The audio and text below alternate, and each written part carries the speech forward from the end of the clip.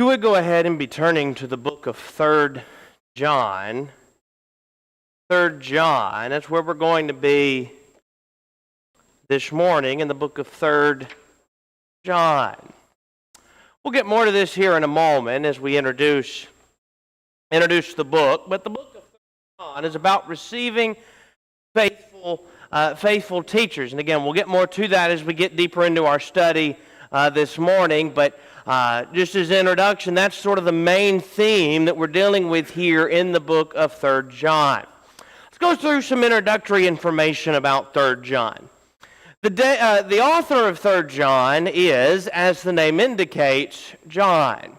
We're not going to go through any evidence of that this morning. We've already discussed in 2 John about why the elder, and that we think that's John.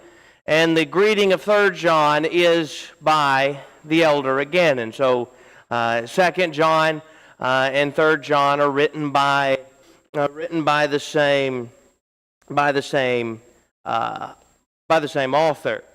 The book is written to a man by the name, or first, the date of the book is in the 90s A.D.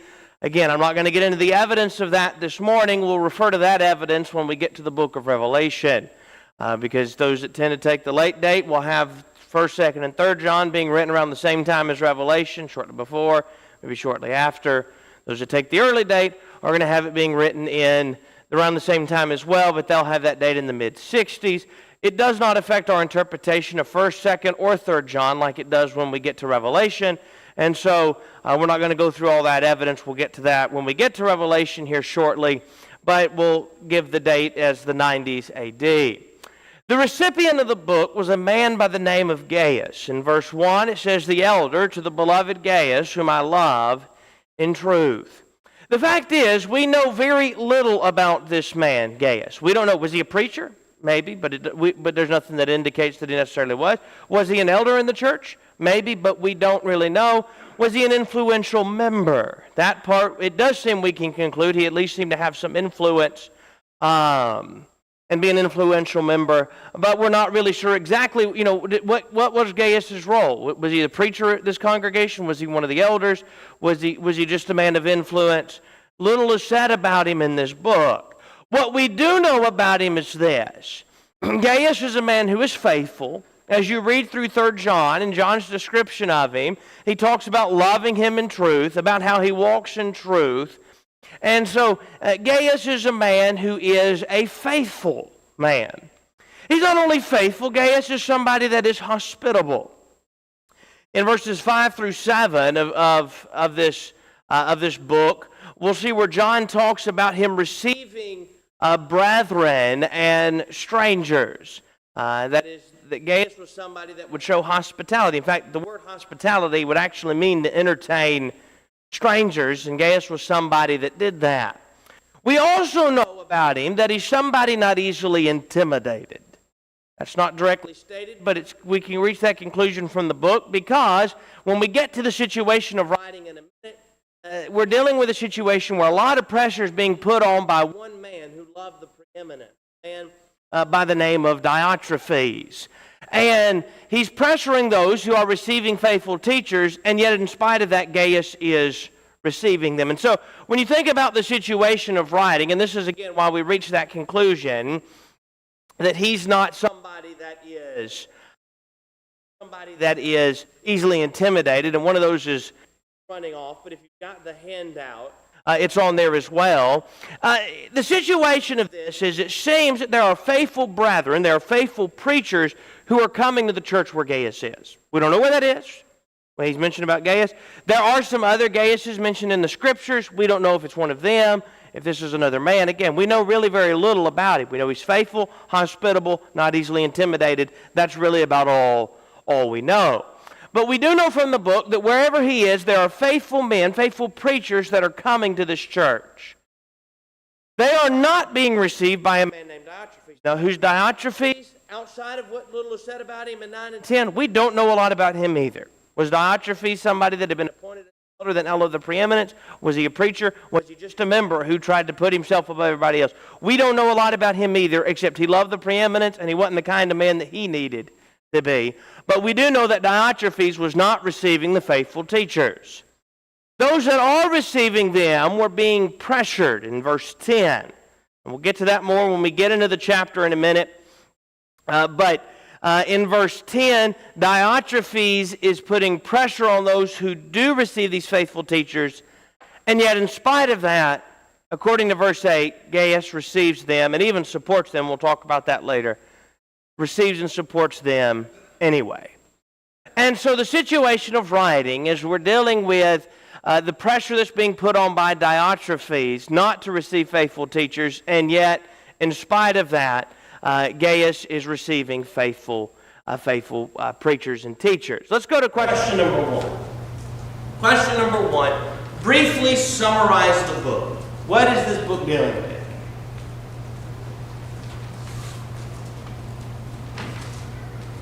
So basically, it's telling them to support the others that go out and preach the gospel, that they should help them and support them as they do their work.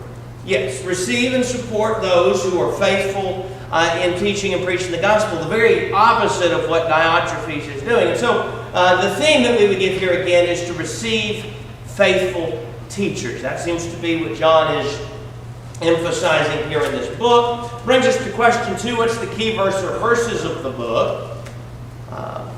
I think it's probably, if you've got the handout out listed, I think it's verse 8. We therefore ought to receive such that we may become fellow workers for the truth. And we'll talk more about that receive. It's actually a word could be support, or translated support and other in the critical text. But you need to receive or support those who are faithful preachers. Again, the opposite of what Diotrephes is doing. As we get into 3 John, and we've already mentioned 2 of these, there are going to be 4 sections to the book. There are 3 characters that we're introduced to in this book. We're familiar with 2 of them because we've been discussing them. Gaius, who the first 8 verses are dealing with, commending him for his faithfulness. The second one is Diotrephes, who loves the preeminence. We're familiar with him. We mention him occasionally in sermons and stuff about his attitude. We mentioned him a few weeks ago in a lesson. The third is a man by the name of Demetrius. He's mentioned in verse 12. Little is said about him as well as with the other characters in the book, but like Gaius, he is a faithful man. We'll talk about that when we get to verse 12. And then the final section is John's closing remarks. But in our 4 points, the first 3 are condemnation of Diotrephes and the commendation of Demetrius. As we deal with the commendation of Gaius, it begins in verse 1 where he says, the elder to the beloved Gaius, whom I love in truth. And so as you go back into 2 John for just a minute, remember in 2 John, and again, we mentioned this with 2 John. 1st and 2 John had a lot of similarities. Now, there's not as much necessarily between 1st and 2 John and 3 John, but there are some similarities between them, which again would be evidence that the elder of 2nd and 3rd John is the Apostle John, who wrote the book of 1 John. But in the second epistle of John to the elect lady, he said, to the elect lady and her children, whom I love in truth. When he introduces the 3rd epistle to Gaius, he says, the elder to the beloved Gaius, whom I love in truth. So again, as he's commending Gaius, he begins by saying, John is saying that he has love for Gaius. Why? Because Gaius is in the truth. Just like when we went back to 2 John, the elect lady and her children. Here in 3 John, Gaius is in the truth. John says, I love you in the truth. But then in 2 to 4, as he's commending Gaius, he talks about the fact that Gaius walks in truth. Now again, that's the reason for the love of verse 1. But as he's commending him, he says, Beloved, I pray that you may prosper in all things and be in health, just as your soul prospers. For I rejoiced greatly when brethren came and testified of the truth that is in you, just as you walk in truth. I have no greater joy to hear that my children walk in truth. Now let me stop for a second and say there are some people who reach some conclusions about Gaius. One of them I'm not sure how they reach. I at least see how they reach the second one.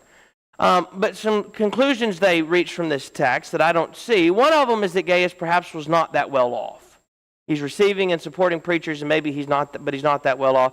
I don't exactly see how they come to that conclusion from what is said in 5 to 8, but that is a conclusion that some have tried to reach, that perhaps Gaius was somebody that was just not that well off financially. The second one that some of them reach, and I can see where they get this one, though I'm not sure there's real evidence for it, is that perhaps Gaius was somebody not in the best of health. And the reason they say that is from verse 2, I pray that you may prosper in all things and be in health just as your soul prospers. And so the conclusion some reach is, well, his health must not have been what it was, because John wanted his soul to prosper as his health. Maybe that's it. Maybe John's just saying, I hope your health continues on just as prosperous and as healthy as you are spiritually speaking. I don't know, but I do know this, that when you look at, when John looked at Gaius, he said, you know what, I hope that your health is as prosperous as you are, your physical health as your spiritual health is. And that's a question we all should ask ourselves. What if my physical health looked like my spiritual health? Would I be the kind of person that I needed to be? If John was writing to me, could he say, may your health prosper like your soul? Or would he say, I sure hope your physical health doesn't get anything like your spiritual health is, because there's room for improvement? Could we be like Gaius, where somebody could tell us, I hope your health is like your soul? Yes. We often hear, rightfully so, people pray today. Somebody does labor in the Word, they'll pray that they have a long, prosperous life.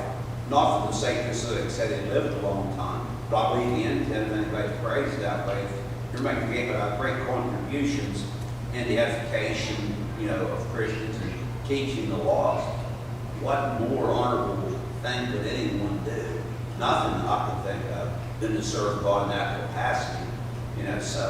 So I can see whether he's already, his health was deteriorating, or it's just like a continuation of good health. Either way, the principle's the same. You're right. And again, that's why I think that's something we've got to think about, is that could we be like Gaius, where somebody could say, could your health be like your soul? Because we want to have a long, prosperous life to continue to be effective in the kingdom. And Gaius, clearly, as we read in 3 John, is somebody that's effective in what he does. In fact, if you go to verse 3, he says, John continues on talking about Gaius walking in truth, and says, for I rejoiced greatly when brethren came and testified of the truth that is in you, just as you walk in the truth. So not only is John sitting here saying, you know what, here's somebody that you love because you're in the truth, and I hope that your physical health is like the health of your soul and prospers like that. But he says there are others that are coming and testifying of the fact that the truth is in you and you walk in the truth. Now, perhaps some of those of verse 3 are some of the same ones of verses 5 through 8 that are going to be talked about later on, that Gaius receives in the truth, that Diotrephes is trying to put out. Perhaps that's some of the same ones. They're coming and they're telling John, here, maybe there's this congregation over there. There's this man there by the name of Diotrephes who will not receive faithful teachers. But I tell you what, there's a man there named Gaius. And even despite the pressure and everything that's going on from Diotrephes and refusing to accept us, Gaius still would receive and support us in our work of the gospel. He was willing to show hospitality and open up his home. That's a man that abides in the truth. That's a man the truth abides in, as opposed to that man Diotrephes who thinks that he ought to be first in all things. And again, we'll get to him more in a minute. Yes? Well, this is the same, I believe, point that was made in a different way in the previous chapter, or previous book. Talks about abiding in the doctrine of Christ. That's way more than coming to church services once a week. That means that the Word of God gets into your heart, and it's that transforming power that we read about in chapter 12. To walk in the truth, it transcends every aspect of our life. We need to realize that. It's way more than just coming to the assembly. It includes that, but every aspect that, because Peter wrote in 2 Peter chapter 1, where he said he's given us all things pertaining to life and godliness, through knowledge of him and call us glory and virtue. So if I'm going to go to heaven, I need to be in God's Word every day. Not just what I hear from the pulpit. It includes that, but also examine myself whether or not I'm in the faith. Then I'll know whether I'm walking in truth or not. You're right. And I think as you look at Gaius, clearly, as we said, the congregation where he's at, there's the pressure not to accept faithful teachers. And yet here's a man that, even when he's not in the assembly, is willing to open up his home and show kindness to those who are in the truth, even when others, where he is, are not willing to do so. Verse 4 now, I have no greater joy than to hear that my children walk in truth. And so, as he talks about Gaius and the fact that he's in the truth, I have no greater joy than to hear that he's walking in the truth. John rejoices in hearing, as he says, that my children walk in truth. You know, not physical children. Maybe he had some part in converting of Gaius. I don't know. Or at least somebody he had a relationship where it felt like a father-son relationship. And John says, you know what, I rejoice to hear that you're in the truth. And that's the reaction we all ought to have when we hear of others walking in the truth. Let's go to our questions now. We got question number 3 before we go to the next section. What caused John to rejoice in verses 3 and 4? They were living the Christian life. Living the Christian life. Okay? As he's writing to Gaius, he rejoices because he finds this man walking in the truth, living the kind of life that God would have him to live. Let's go to 5 to 8 now. Yes.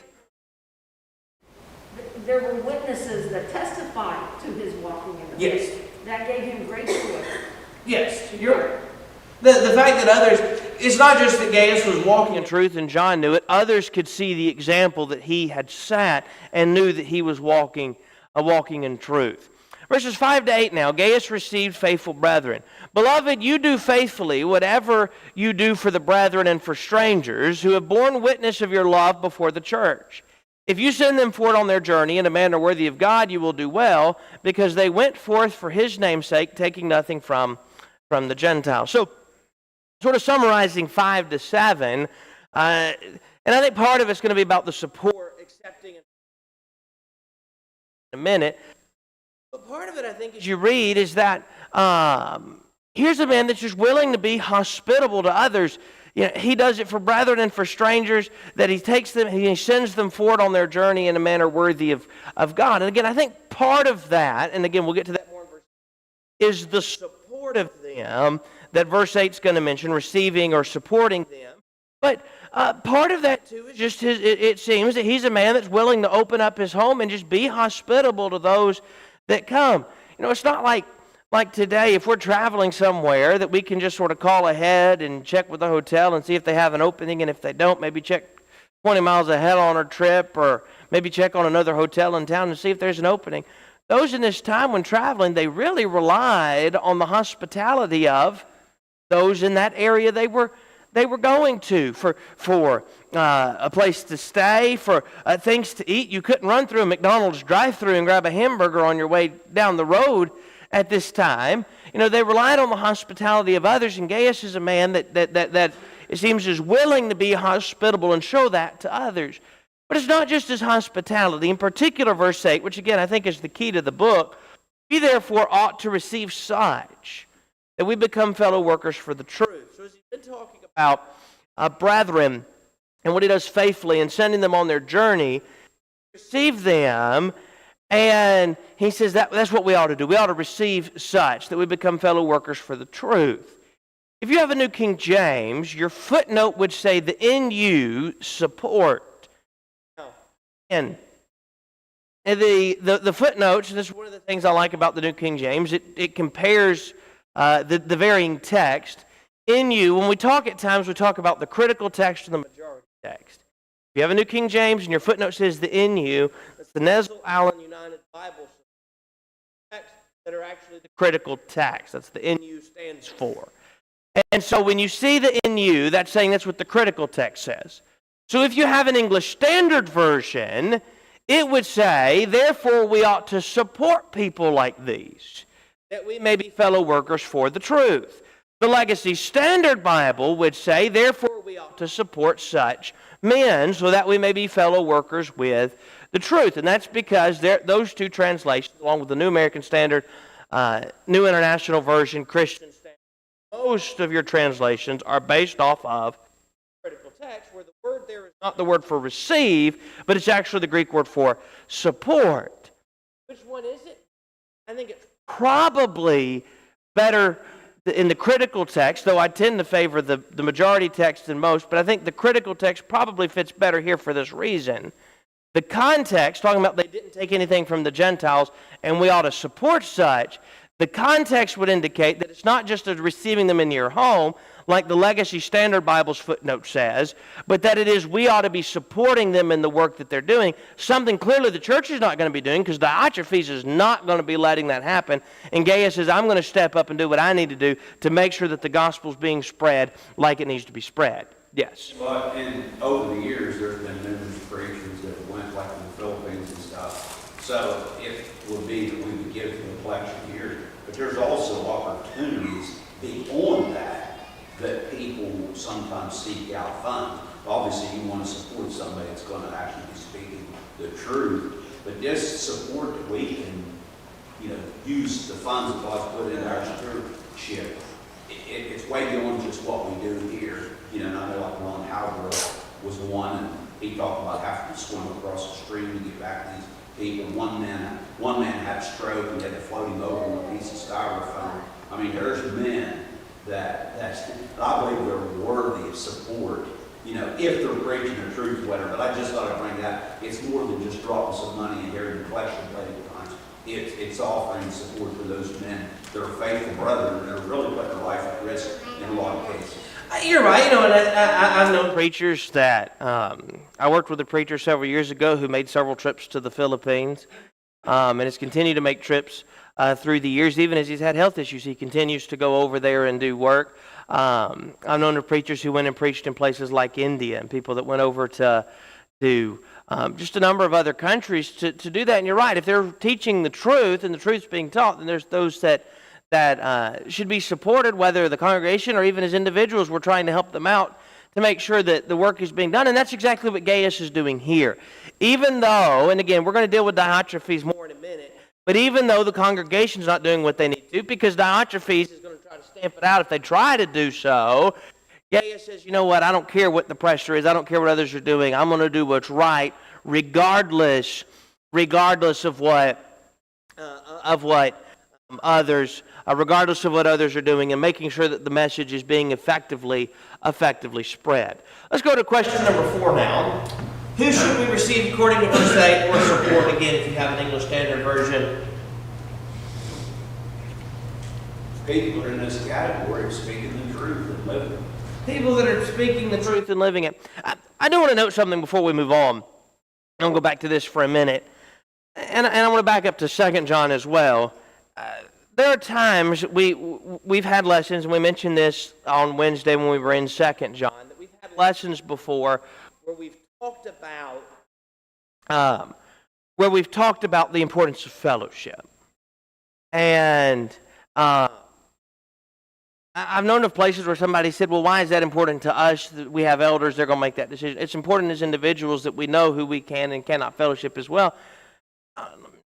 I think we need to understand, though, and I think 2 and 3 John will point out the importance of fellowship and why we need to study it. 2 John, as we saw on Wednesday, would tell us, if there's somebody outside the doctrine of Christ, do not receive them.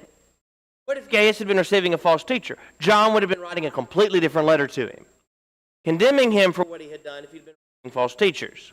Right? 2 John, whoever transgression does not abide in the doctrine of Christ does not have God. Verse 10, if anyone comes to you and does not bring this doctrine, do not receive him into your house nor greet him. That is, don't think, okay, I'm gonna accept them in and treat them like everything's okay, and sort of put my arm around them and have them in my home and act like everything's fine, when here's this person claiming to be a Christian that they're outside the doctrine of Christ. So that's important for knowing who not to receive. But on the other side of that, it's important to know the doctrine of Christ, because you know that what's just as wrong as accepting somebody that shouldn't be accepted is refusing to accept those who the Bible says are in a right relationship with God. That's the problem with Diotrephes, not accepting them. Gaius is, and he's commended for that. We ought to receive such, that is, those that are faithful teachers, then we become fellow workers for the truth. And so that's why it's important to study fellowship, because we cannot accept those outside the doctrine of Christ, but we must accept those inside the doctrine of Christ. Yes? It's kind of funny, and sometimes this is more of a challenge. We talked recently about Saul of Tarsus and being killing Christians. Maybe that's when Aaron's here, I'm sorry, I guess it didn't. We talked about that when he went in. They were reluctant to receive him or whatever. Well, at that point, he was a New Testament Christian. But it's just kind of funny, that came to my mind here, that then Barnabas embraced him, so to speak, took him in. But there was kind of a unique situation because of the fear of him, because of what he was previously doing. But ultimately, he was accepted. You're right, and I think that's a story. We remember Barnabas because of that willingness to stand up for Saul there and say, you know what, this is somebody that should be accepted and eventually was accepted, and look at everything that he had done. And, think of how different the story there may have gone if Barnabas hadn't put his arm around Saul and said, you know what, here's somebody that should be accepted. He might have gotten frustrated. I'm trying to do what's right. Nobody wants to accept me. And yet Barnabas was willing to stand up for him. Let's go ahead and move to the second character now. Oh, yes. Of God. We can't do it like Diotrephes wanting to be seen of men. We can't do it for our own sake. We need to do it the way God wants us to do it, from the heart, and for their sake, to help them. You're right. I think back to what Jesus said in the Sermon on the Mount about those who, now he's talking about prayer there, but they did it to be seen by others. It's not that we're sitting there, as they say, tooting our own horn and trying to draw attention. And Gaius doesn't seem like that kind of man. He's a man that just quiet will accept the men. In fact, we know Gaius isn't standing around tooting his own horn because Diotrephes would have had his way with him if he'd have found out that Gaius was accepting faithful teachers, because that's not what Diotrephes was wanting to do. But he was willing to do what was right, and you're right, in a manner worthy of God, as verse 6 talks about. So we go to Diotrephes now, and there are going to be 4 things that we're going to see in dealing with Diotrephes. 3 are really about Diotrephes, and the 4th one is John dealing with. First of those, in verse 9, as I wrote to the church, but Diotrephes, who loves to have the preeminence among them, does not receive us. So again, let me take a minute and say, who is Diotrephes? Was Diotrephes a preacher, the local preacher there? I don't know. Was Diotrephes an elder there? I don't know. Yes, I can't tell you much about Diotrephes, except he loved to have the preeminence, or he loved to be first in all, first in all things. And so, here was a man that he had exalted himself. If Diotrephes was an elder, he decided he was going to be sort of a head elder, and he was going to do things his own way. If he wasn't, and there was elders, he decided to try to put himself above the elders. If there wasn't elders, he decided to put himself above the rest of the men. Whatever the situation is, and it doesn't matter the specifics, Diotrephes was putting himself first in all of this, and having things the way that he wanted to have them. So, let's go to question 5 real quick. We'll come back to verse 9. What did Diotrephes, I have these, should not be question, it is question 5, but I have it worded wrong. Well, what did Diotrephes, like to do? He liked to, or like to have, rather.